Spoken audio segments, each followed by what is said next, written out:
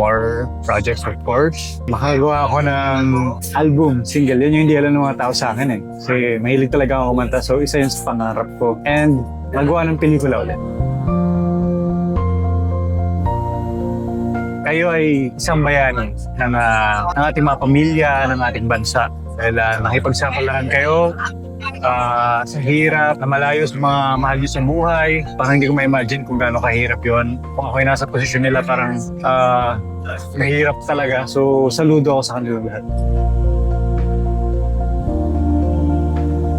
Unang-una, ma-fix tayo yung corruption. Mapanagot din yung mga corrupt na opisyalis para matigil na yung patuloy na paglubog ng bansa natin. At of course, ma'am, mapunta sa mga kababayan natin yung deserve natin na pamamalakad. Yung kung ano yung para sa atin, kung ano yung pera para sa bayan, kailangan para sa atin talaga para maramdaman natin. Nakita naman natin kung gaano kadami yung namatay sa mga nagdaang bagyo, sa flood, dahil sa mga flood control. So, yun ang pangarap ko.